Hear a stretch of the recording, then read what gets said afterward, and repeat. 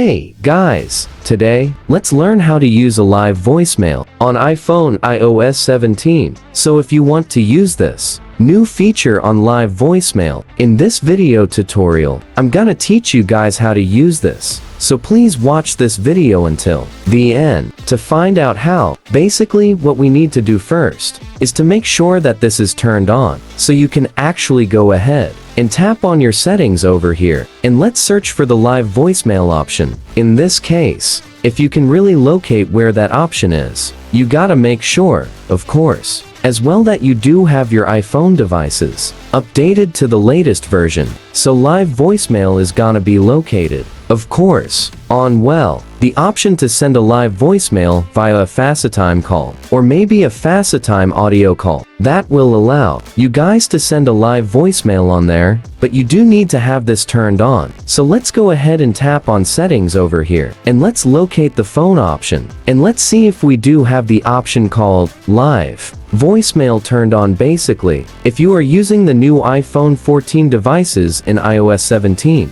you do have the option for you guys to have this live voicemail option under here. You just need to go ahead and make sure that you have it set to on. But of course, I would like to give you guys the information that this won't be available on all devices, since iOS 17 is still practically new and is still gonna be rolled out onto each specific country throughout time. So in the case that you don't have this feature just yet, you do need to play the waiting game and see until when you are gonna receive this specific feature and enjoy the features of course, the complete iOS 17. But that's basically for this video. Thank you guys for watching this video. Please like this video as well, and subscribe if you guys learned something, and take care.